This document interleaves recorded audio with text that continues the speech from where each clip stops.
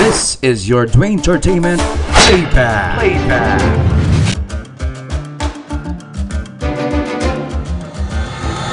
The following feature presentation was made possible by Cavite Laguna Expressway, Calax, a Metro Pacific Tollway, Fitbat Fitness QC, Jazzy Sports, and your Dwayne Entertainment.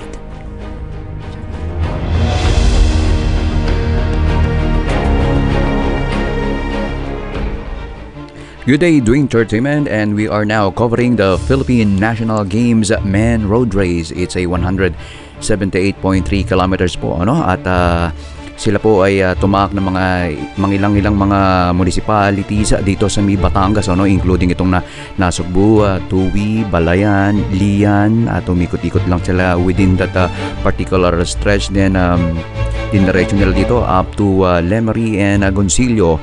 At right now po mga kaibigan, nandito po 4-man breakaway. Originally kanina pong nagsimula ang race. Ito pong apat na riders na like itong si Ronald Oranza, no? Ronald Domotos, at si Marso Dario, including ito si kanyang teammate na si Javinier, ano? Ay nag-break, ano? Sila po yung isa sa mga nag-drew ng first blood dito sa nagaganap na Philippine National Games Men's Road Race na ito, dito sa final act of Philippine National Games Road Cycling Competition dito po sa Batangas and Cavite. And right now po, bago na lang pong bagong set of breakaway. Apat po ito, no? Nagsimula po sila, nag-break dito po sa Agoncillo bago pa lang po magboso-boso yung pag-akit dyan, ano? At napanatili nila yung 4-man break na to. At of the 91 participants competing in this competition, about 13 riders nga pala po ang hindi nakapag-start or did not start sa Philippine National Games Men Road Race edition na ito, no? At sa kasalukuyan po, nalalapit na po sila. Tinatahak nila po ang 8-kilometer stretch na to, no? Within the 8-kilometer stretch from the Municipal Hall of Laurel to the foothills of Sampaloc. Ito po yung Sampaloc, no? Tinatawag na Tagaytay Talisay Road po, no? Ang kanilang tatahakin, 12-kilometer stretch po ito. Medyo mas banayad naman po ito kesa dito sa dreaded Sungay Road, another access road leading to Tagaytay. At nakita natin, no, nakabantay po ang ating mga police force. At right now po, they're now entering officially the municipal town of Talisay right now. At medyo lumalayo-layo pa rin po ang ating ngayon, ang coverage team, ano, sapagkat binibigyan po natin sila kahit paano ng buwelo, kasi minsan for the safety of rider ay binibigyan po natin sila ng kahit paano ay distansya, and we adhere to the command of the commissar.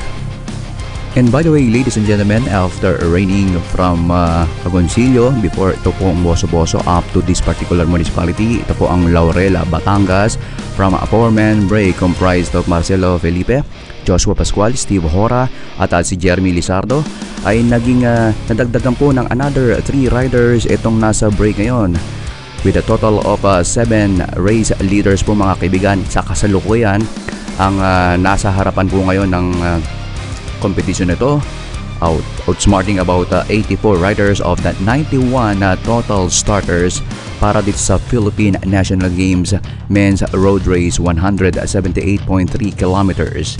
At by the way, yung nag-4-man break kanina, pinaka-season rider po doon, ano? Wala pong iba kundi si Marcelo Felipe. At ang pinakabata naman po ay itong si Joshua Pascual, a native of Aritawa, Nueva Vizcaya. At sinundan po ito ni Steve Hora na pinanganak noong November 1, 2000. At of course, nandiyan rin po si Jeremy Lizardo ngayon. At medyo pawisik-wisik ng konti yung weather dito. Medyo drizzling afternoon dito sa kanilang kinalalagyan dito within Municipality of Laurel.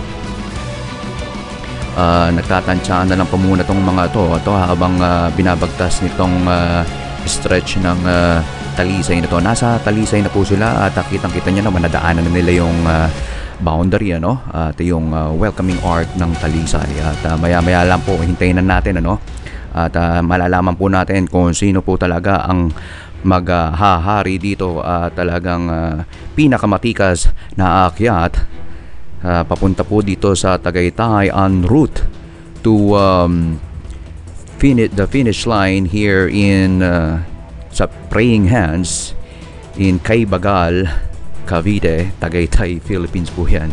Okay, at ito po mga kaibigan, medyo anlayo pa natin kung titingnan nyo, no? Pero nagbibigay lang po tayo kahit papano ng distansya, no? Kasi medyo pinabibigyan tayo ng distansya ng komisar dito sapagkat for the safety of the riders, kasi this is the of course the main act, the main event para po dito sa road cycling competition. Ito po yung Philippine National Games, ano?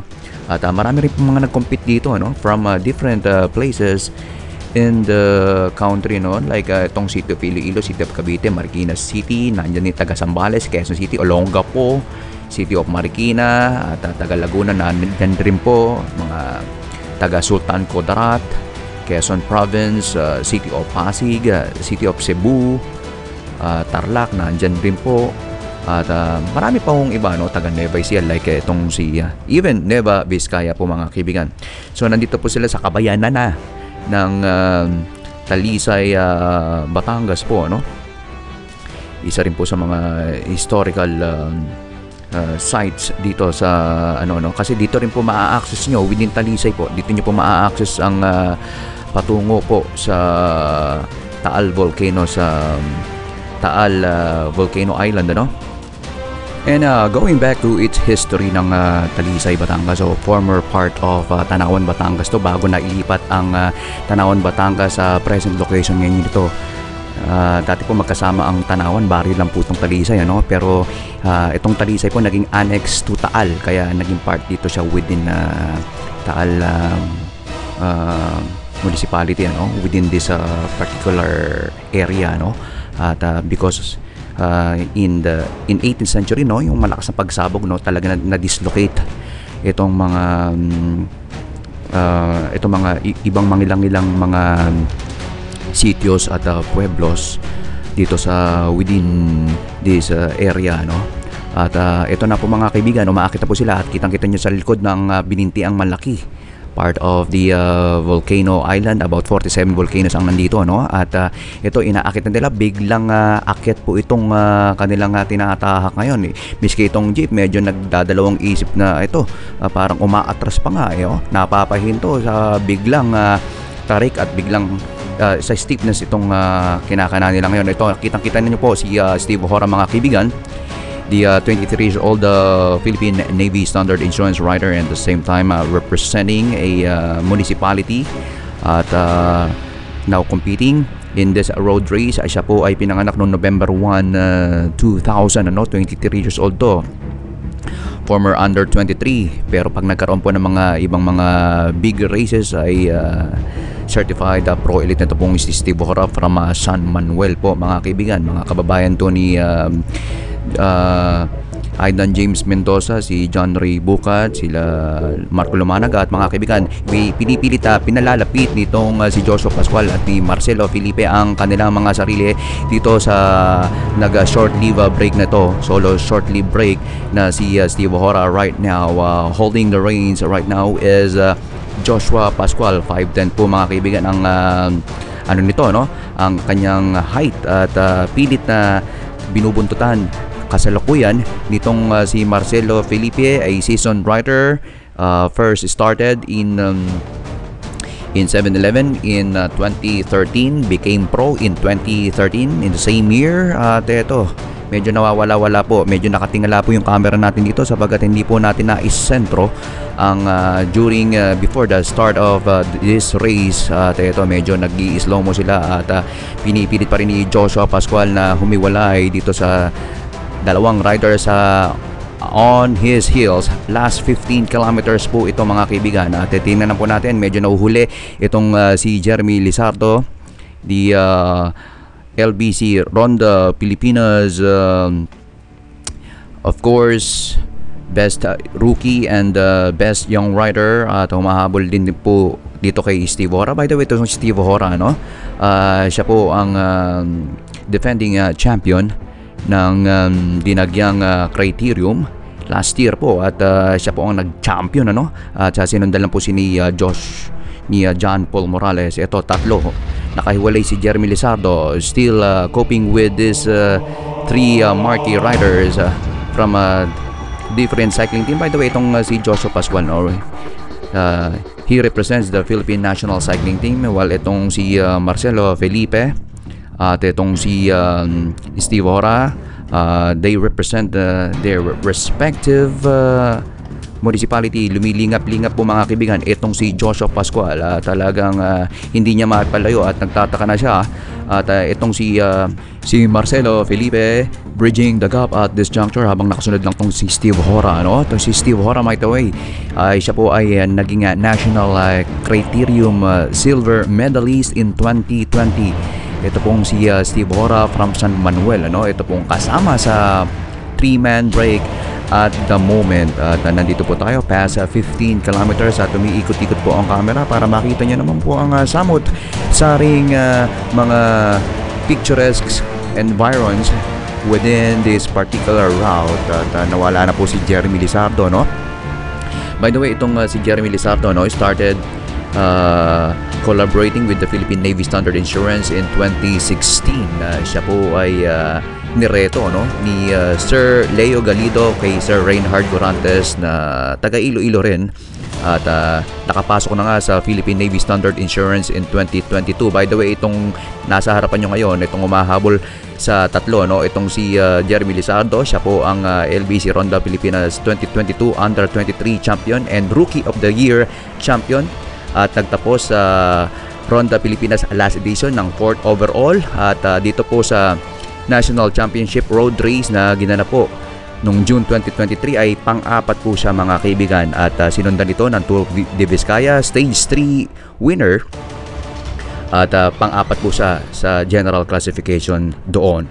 At nagkaroon din po ng Tour de Iloilo 2023. Siya rin po ang nagkampiyon. Binibigyan po mga kaibigan itong si Jeremy Lizardo, Pride of Iloilo Province. By the way, saan siya sa Iloilo, no? Siya ay from Iloilo City, Summerview Subdivision. At siya po ay pinanganak noong September 7, 2000. Siya po ay mas may edad ito, no? Siguro mga about 2 months kay Steve Hora na nandito po ngayon sa harapan na pilit nitong si Jeremy Lizardo still trying to close the gap, but right now to no avail. At medyo tumataas talaga, hindi makita, mali yata yung angulo natin ng camera ngayon. At nakita natin si Komisar ngayon, no, nag-i-instruct, mukhang may makukulit sa likod. Kaya medyo pinapaatras yung iba, no. At ito, nawawala ngayon si Jeremy Lizardo dito. Ito, kitang-kita na natin na once again the pride of Iloilo Province is still coming to grips at this juncture. At habang humahawa, siguro about sa akyatan na to, about siguro 10 seconds or 10 to 15 seconds ang difference niya dito sa mga nangunguna ngayon dito na sila Steve Hora at itong si Joshua Pascual, itong si Marcelo Felipe.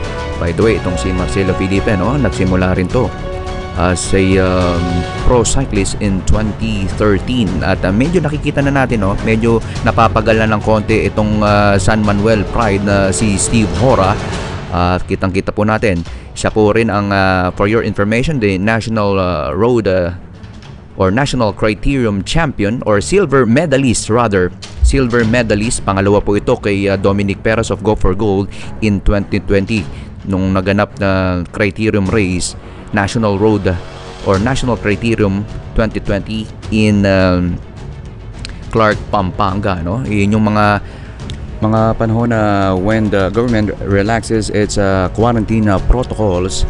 At doon na nga po nagsimula ang opening ng mga iba't iba pang mga sporting events like katulad nitong cycling, ano. At going back to the race mga kaibigan, at nakikita natin dito medyo nagkawatak-watak na itong 4-man break nito. At ang nasa harapan ni Komisar ngayon ay itong kung hindi ako magkakamali, itong si Steve Hora of San Manuel within the striking distance dito sa dalawang break na si Marcelo Felipe at Joshua Pascual, habang humahabol naman dito sa likuran itong si Jeremy Lizardo of Iloilo, also represents the Philippine Navy Standard Insurance. At both 23 years old itong si Steve Hora at si Jeremy Lizardo, medyo mabagal at still catching up with two break itong si Steve Hora at Jeremy Lizardo.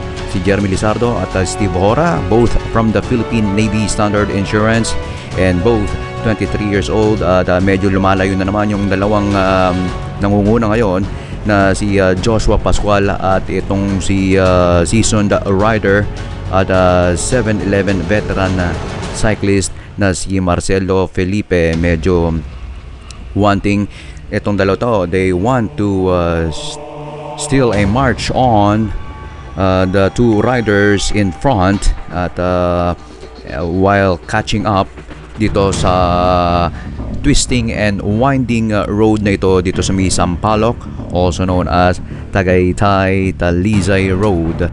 And before anything else, would like to acknowledge the Philippine Sports Commission, of course, for making this Philippine National Games edition possible this year. At by the way, ladies and gentlemen, paano nga ba nagsimula itong Philippine National Games? Initially, it was created by virtue of Executive Order number 163 or 163 issued by then former President Fidel Valdez Ramos. Its first edition was held in Manila in 1994. And then the next edition followed after 2 years at ginanap din po sa Manila, no?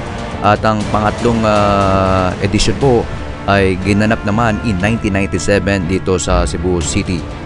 Ito po ang Philippine National Games, katulad din po ng Batang Pinoy, no? Na it was put on hold for some reason.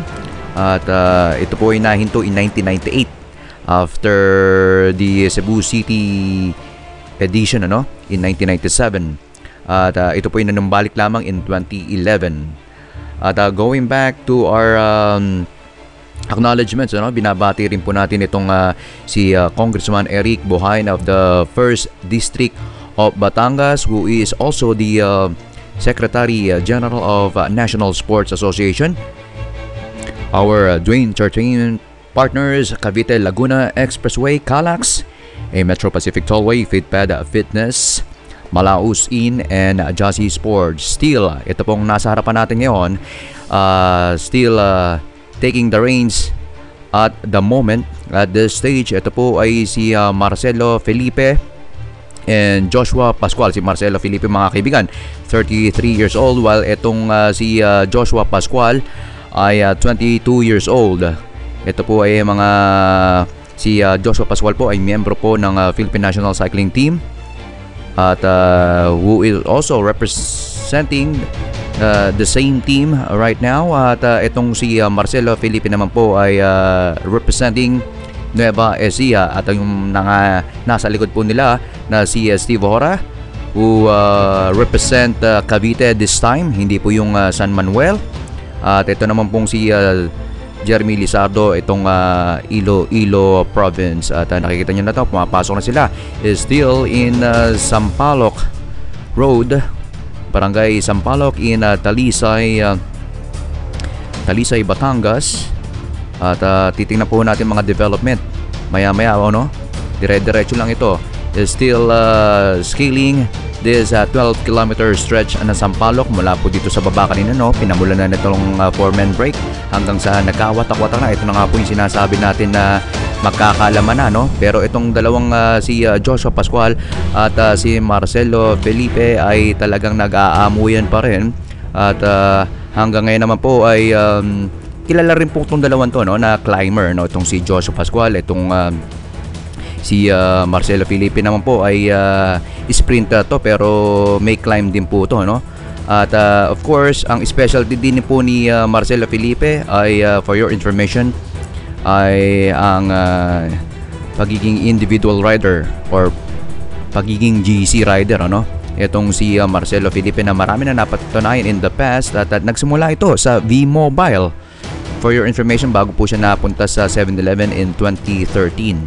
So ito na po si Joshua Pascual ay siya po ay na-adapt or kinuha ng Excellent Noodles in 2022, a former MTB rider, at marami na rin po siyang mga napatunayan in the past. At ito nga pa lang si very distinguishable itong si Joshua Pascual, sapagkat of all the Filipino riders or pro riders, si Joshua Pascual lang po ang nakatapos ng isa sa pinakamahirap na tour dito sa buong buong Asia, no? Itong Tour de Qinghai Lake in China. At ito, lumalapit po mga kaibigan, Jeremy Lizardo and Steve Hora. Jeremy Lizardo from Iloilo Province, and itong si Steve Hora representing Cavite Province. At ngayon po ay still gaining on dito sa mga nasa harapan nila na si Joshua Pascual at itong si Marcelo Felipe. By the way, bigyan nating information about si Joshua Pascual. Napasok siya sa Excellent Noodles about in 2022, at first time niyang magronda in 2022. Ito po yung last edition ng Ronda Pilipinas, at siya po ay nagkamit ng second place doon sa stage 9, at the same time po naging second overall siya dito sa pagiging rookie at best young rider. Pangalawa po ito kay Jeremy Lizardo. At as far as general classification, siya po ay pang-8 sa last edition ng Ronda Pilipinas. At lingid sa kalaman ng iba, baka nakalimutan na, siya rin po ang Suyo King of the Mountain champion. Ito pong si Joshua Pascual. At kung matatandaan nyo, naging leader siya dito sa akyatan din sa Tour of La Union Stage 3. At ito nga pong latest in 2023. Ito lang June 2023 ay naging back-to-back siya sa ITT at road race para dito sa under 23. Siya po ay nagkamit ng ginto doon, At going back naman dito sa dalawang ito, Steve Hora ang has a leg up at this juncture, captaining this chase group. Still at a loss at this juncture, still not out of the woods, kasi po kahit papaano may banta pa rin dito sa likuran nila, at hindi pa ho natin malalaman, still everybody's game. It's not over till it's over. Medyo ang ganda po ng view dito, parang kumbaga parang tunnel na walang bubong, ang tinaanan nila dito. So medyo gumigilid-gilid, mas komportable itong dalawang to sa left rightmost lane ng particular stretch na to, At medyo hanapin muna natin ngayon yung dalawa. Medyo malaki ng inagwat, hindi katulad kanina, medyo nakikinita-kinita pa sila nila Steve Hora at Jeremy Lizardo. Pero ngayon, at miski tayo na nakamotor ay naghahabol dito sa dalawa, at ngayon pa lang natin, malaki na po talagang inagwat nila nito. At titingnan po natin ngayon kung sino ang magiging matitira dito sa harapan, At nakikita naman natin ngayon ang humahatak ngayon palagian ay si Marcelo Felipe dito sa mas nakababata na rider na si Joshua Pascual. Joshua Pascual, mga kaibigan, is 22 years old, while itong si Marcelo Felipe 33 years old. About 11 years difference ang nandito, pero still ang maghahari po dito talagang yung talagang batak sa akyatan. Ang sabi nga po ni Manong Jess Garcia, sa lahat ng cycling competition, ang may last say po ay ang climb, or mountain top finish. Diyan po magkakalaban. Hindi po masusukat to sa isang sa isang terrain lang. Ito po, mga kaibigan, still sumusunod lang si Joshua Pascual dito kay mas veteranong rider na si of course 7-Eleven rider Marcelo Felipe from Llanera, Nueva Ecija. At ito po, sinusundan siya ni from Aritao, Nueva Vizcaya, pares Nueva, Yung isa taga Nueva Ecija, Yung isa taga Nueva Vizcaya. At parehas climber ito. At nakikita naman natin si Marcelo Felipe. Naghari din yan sa Pro Ride Philippines 2019. Overall po yan Yun po yung competition na UCI 2.2 race na isa na po yata sa pinakamalaking Continental Cycling Team contingent ang umattend in May 2019 na ating pong na-cover din tatlong stage po yun. Ang nanalo nung unang stage ay stage winner ay itong si Ismael Grospe. Dati po siyang taga Go for Gold before at yun po yung kauna-unahan niyang stage win ni Ismael Grospe na ka-teammate din po sa 7-Eleven nitong si Marcelo Felipe. At ito naman si Joshua Pascual katulad ng mga nabanggit natin kanina ay hindi nalingid sa kaalaman niya to. Final 10 kilometers mga kaibigan. Final 10 kilometers, still nalalapit na po talaga. Napipisil na nila at alam na nila na medyo mas kumbaga still that out of the woods sila kasi talagang pwede kang maapektuhan dito ng mga cramps in along the course at medyo bumabagal ngayon. Napapansin natin medyo umibitaw ng konti kay Marcelo Felipe itong mas nakababatang at climber na si Joshua Pascual ngayon.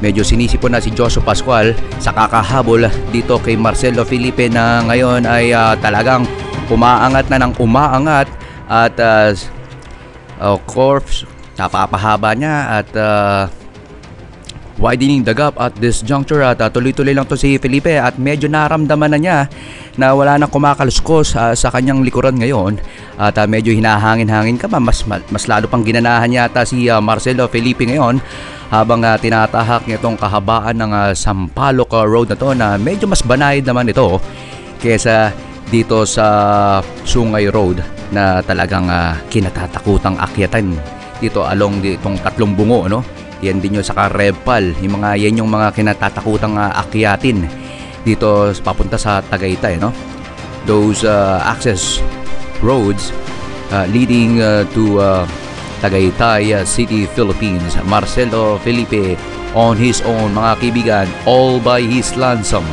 unchallenged, free from danger mga kaibigan. Etong si Marcelo Felipe ngayon na mukhang nakalusot dito sa pagbabantay ni Joshua Pascual at nakita nyo na talagang naipitas kaagad itong si Joshua Pascual given also na nakita naman natin pagiging popular ni Joshua Pascual sa mga climb pero dito sa pagkakataong ito medyo nabitaw na. By the way, itong si Joshua Pascual napabalita natin na talagang ang ginagamit niyang bisikleta ngayon ay about 700 grams na mas mabigat kesa dun sa ginagamit niyang team bike. That's according to Santi Barnachea. Pero medyo yun nga titingnan pa natin kung makakahabol pa rin dito si Joshua Pascual given also na ang ginamit niya ay latest yata na Elves bike ang ginamit nga nitong si Joshua Pascual. Siguro mga sa nakakadalawang competition na siya, malaking competition, yung pa rin ang ginagamit niya So napansin nga ito nitong si Santi Barnachea na medyo mas hirap si Joshua Pascual sa bisikleta niya na yan So most probably siguro itong si Joshua Pascual will consider na gamitin muli itong team bike na issue or team issue bike na ginagamit niya last year. Mula doon nagtagumpay din siya, marami nang napagtagumpayan niya na dahil doon sa may bike na yun like itong sa Tour of La Union, itong very crucial climb doon sa Tour of La Union na talagang nagpakitang gilas sa talagang maraming napahanga itong si Joshua Pascual. At ngayon po ay nakabantay pa rin dito tayo kay Nueva Ecija Pride ito, down to 6 kilometers more probably, down to 6 kilometers ito bago magrotonda So about 6 kilometers ito bago magrotonda na to kasi another, pag nasa rotonda ka, another 3.5 kilometers ang ikukumpleto pa niya or talagang tatapusin niya bago pa makarating dito sa finish line. Right now Marcelo Felipe button up is still gaining traction. Of course, nakikita nyo naman ang pagiging determinado nitong masyadong maingat pumidal at talagang all out itong si Marcelo Felipe. By the way, muntikan na rin niyang mapanalunan tong National Road Championships in if I'm not mistaken in 2022. Talagang medyo nag-cramps nga lang siya. Siguro final 1 kilometer yon dito sa Tagaytay City in National Road Championship 2022 at naagaw nga ito ni John Olcar Cueva. At ito pagkakataon na to medyo naaamoy na at medyo palagay ko nagdadasal na itong si Marcelo Felipe na hindi siya magkaroon ng any mechanical trouble or even physical strain dito sa pagkamit niya, no, yung in his bid to win this Philippine National Games. Philippine National Games, by the way, no, mula pa yun 1994 mga kaibigan ay meron na pong Philippine National Games.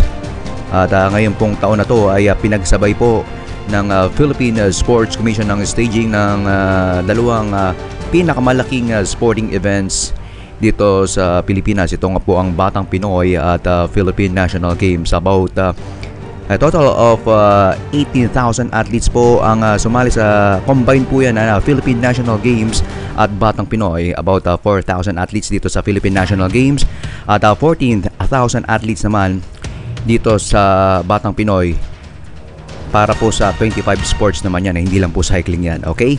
So nawala na po bigla sa ating kamalayan itong si Marcelo Felipe ngayon. Unbelievably trotting this twisting and winding stretch ng medyo banayad, mas banayad ito kaysa sa Sungay Road. Kaya medyo sinasamantala niya yung medyo rolling, pagka-rolling nitong area na to, no? At ito sinusundan natin, maingat nating sinusundan to sa Marcelo Felipe kasi we are on the side of caution right now. At kitang-kita nyo naman po, maraming signage na talagang nagpapakita na medyo accident prone area itong particular spot na to at particular area nito dito sa Sampaloc. At Sampaloc mismo, kilala rin yan, medyo madulas dito, no? At medyo malumot din daw kasi medyo hindi naman po ito ang pinaka main access road leading to Tagaytay. Mas dinadaanan pa ho yata yung Sungay Road, ano? Kasi mas maiksi. Kaso nga alam po, mas matarik. Katulad itong mga basa-basa na yan, medyo madulas po yan, ha? Yan, nakikita nyo na po yan. Yung mga gusto pong pumunta dito sa may Tagaytay, ay kung gusto nyo pong pasukin itong dinaanan ng ating about 91 riders competing for this edition ng Philippine National Games Men's Road Race. It's a 178.3 kilometer road race. Ay mag-ingat lang po kayo dito dahil sabi po ng mga ibang may experience dito at ibang mga riders dito ay medyo madulas dito. Parang yung sa Bungabon din, ano? Ay medyo madulas na kasi medyo hindi naman po talagang daanan to. Ito, nandito na po tayo ngayon on the heels of Marcelo Felipe, mga kaibigan. The 33-year-old Marcelo Felipe. Ang kanya pong specialty, mga kaibigan, ang number 1 po pagiging sprinter, no? At ang pangalawa po pagiging GC rider.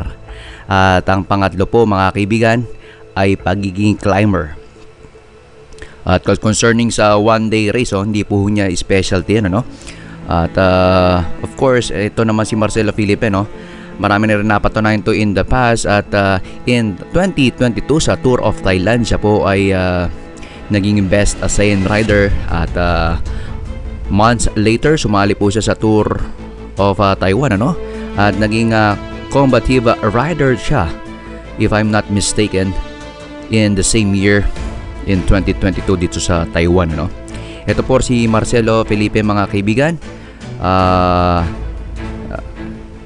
rider of 7-Eleven since 2013. At ngayon po ay napabalita na nakalipat na o lilipat na sa Victoria Sports Cycling, ano? Victoria Sports Cycling, another continental rider. Another ito po yung pangatlong continental cycling team na na-establish mismo dito sa Pilipinas, ano? Ang pinakauna po dito ay ang ito pong 7-Eleven, ano, about na mayroon ng 15 years itong 7-Eleven, while ito pong Go for Gold, ano, was established itong Continental Cycling Team, siguro about 2018 or 2019 if I'm not mistaken. So ito naman pong pinakabago ngayon ang Victoria Sports na lilipatan na ngayon nitong si Marcelo Felipe na talagang batak na batak pagdating sa continental races abroad na self-confessed naman na talagang nabatak ito ng 7-Eleven under the stewardship of Mr. Rick Rodriguez. Ito po mga kaibigan, siguro roughly about siguro 4 kilometers before turning the corner along dito sa may rotonda, no? Pagdating po niya dito sa may rotonda, about 3.5 kilometers na lang po ang remaining, ano? At medyo banayad na yon. At pero hindi pa rin po siya magiging complacent nandun, no? Minsan po na-interview natin tong si Marcelo Felipe, no? Talagang munti ka na niyang makuha sana ang kampyonato in National Road Championship 2022, pero po nagkaroon po siya ng sprain, no? At nasabi rin po natin, nakitang-kita po natin itong si Marcelo Felipe ngayon, medyo nagbubukas ng pagkain kanina, pero nahulog pa niya yata yung pagkain, kaya medyo ewan po natin, still determined ito na makaabot pa rin dito sa finish line. At tingnan po natin sa likod, wala pa hong threat sa kanya, wala po si Joshua Pascual sa likod, at yung dalawang riders na si Steve Hora at Jeremy Lizardo. Kung titingnan niyo po ay itong si Marcelo Felipe ngayon ay medyo nag-enjoy as a solo supreme race leader ng competition ito. Ito po ang Philippine National Games Men's Road Race, at nakikita na po natin yung condominium dito, no? At pag nakita nyo na po yan, about talagang siguro final 3 kilometers na lang ito. At yan pong condominium dyan, yan po malapit yan sa rotonda na, at medyo dinadahan-dahan pa. At itong ruta na to, marami nang umikot dito nung Ronda Pilipinas last edition, dito rin dumaan dito, na napanalunan nga ni Ronald Oranza yung stage win na yun, I don't know, parang stage 6 yun, At itong National Road Championships 2022 dito rin pinadaan, itong yung competition nito. Okay, mga kaibigan, wala pa rin pong kumbaga unrivaled po, mga kaibigan, at this juncture itong si Marcelo Felipe, the 33-year-old rider from Llanera, Nueva Ecija. At isa rin po talaga sa mga before in 2022, final 5 kilometers na po tayo. Final 5 na to, Final 5 to the finish, down the stretch, mga kaibigan. Itong si Marcelo Felipe, by the way, in Ronda Pilipinas 2022, since wala naman pong entry ang 7-Eleven noon, ay lumipat siya muna in the meantime dito sa Nueva Ecija Cycling Team. Kasama nga niya po dito sila pagtalunan at marami pang iba, na kabilang dito sa 8-man contingent ng Nueva Ecija Cycling Team. And once again, Marcelo Felipe po, of course, determinado at persistent para po magkampiyon dito sa Philippine National Games. Siya po ay taga Llanera, Nueva Ecija, pinanganak noong February 10, 1990. At ang kauna-unahan niya pong team na sinalihan before 7-Eleven ay ang V-Mobile. And in 2013 ay naging pro cyclist siya, and at the same time siya po ay inabsorb ng 7-Eleven up to this time. At siya po ay napabalita rin na lilipat na sa Victoria Sports Cycling. Ito po, mga kaibigan, Marcelo Felipe, halos abot tanaw na itong rotonda, at medyo kahit papano, kung nakikita nyo, drizzling afternoon po ang sumasalubong sa kanya dito, en route to the finish line, en route to Tagaytay City. At dito pa lang ramdam mo na ang lamig, ang cold snap ng Tagaytay City Ito po si Marcelo Felipe mga ngayon at still unrivaled at hindi po mapapantayan ang kanyang kalakasan ngayon, ano? Mukhang kondisyon itong si Marcelo Felipe. And back in 2019, May 2019 po, during the Pro Ride PH 2019 na nilunsad ng Pro Life UK. Ito po ang kauna-unahang UCI 2.2 race na kanilang inilunsad for that particular year. Ay ito po yung tinaguri ang pinakamalaking contingenta ng Continental Cycling Teams na nag-participate, no? About 12 Continental Cycling Teams, 8 elite clubs at 5 national teams ang nag-compete. Pero yung pong edisyon na yun, the first and last na UCI 2.2 race ng Pro Ride PH 2019 ay napanalunan nitong nasa harapan nyo na si Marcelo Felipe. About 47 seconds lang po ang kalamangan niya dito sa kanyang sumusunod dito sa individual general classification na si Brandon Davis, a South African rider of Oliver's Real Food Racing ng Australia, no? At during the stage 2, kasi tatlong stage lang po yun, ano? Nagkaroon po sila, nagbanggaan sila dito sa 160 km na Queen stage na to, no? At kahit papaano naman talagang dinala ni Marcelo Felipe ang ating bandila patungo dito sa Mount Samat, ano? Pero sa kasamang palad, ano, nahuli siya ng about 8 seconds lang. Pero after stage 3, siya po ang diniklarang winner ng Pro Ride PH 2019. At kasi yung during that time, ano, medyo umulan pa nung stage 3 kaya medyo napatigil na rin. Pinatigil na ng komisar ang laro para wala na pong masyadong mangyaring aksidente, no? Okay, final 3.5 kilometers mga kaibigan. Nandito na po siya sa Welcome Rotonda. Ito po ang pinaka-landmark, ano? Isa sa popular landmark dito sa Tagaytay City, Philippines. Ngayon, inaakit-akit yan, palakit pa rin itong bungad dito, no? At on the way to the final 3 kilometers banda po dyan sa May Ayala Malls. At ngayon po mga kaibigan, poker face po mga kaibigan, itong si Marcelo Felipe na ngayon ay very determined at and hell-bent to win in this national competition. Given in 2022 ay ganito rin ang nangyari sa kanya. Halos nararamdaman niya na halos pwede na niyang makuha ang kampyonato during the National Road Championships 2022. Pero dito sa final kilometer of the race in 2022 ay nasulot pa sa kanya ni Jonal Carcueva. Four-man break po sila noon, comprised of Jonal Carcueva, Marcelo Felipe, Nicole Pareja at si John Mark Camingaw, ano? At ngayon po mga kaibigan, nandito na naman po, history repeats itself at titingnan po natin kung final 3 kilometers na po. Final 3 kilometers at nakikita po natin mga kaibigan, banda dun sa may about meters away ay medyo parang sumisikip-sikip na ng konti at marami tayong nakikitang mga sasakyan na ngayon, no? Habang tinatahak nitong si Marcelo Felipe ang Tagaytay na Subu Road. At ito na po ang kahit papaano po ay wala na po masyadong akyatin dito, no? At wala nang ahunan dito ng konti at medyo patag at level up na po to. Nasa plateau na po tayo ngayon.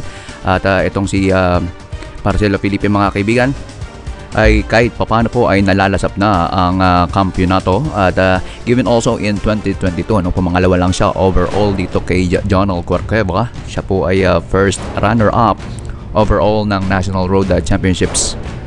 At ito po mga kaibigan, tinitingnan-tingnan na lang niya, down to 3 kilometers na ito. At medyo pasikip na yata, tumatayo pa o standing on the hoods mga kaibigan itong si Marcelo Felipe, who is also the Tour of Thailand 2022 Best ASEAN Rider.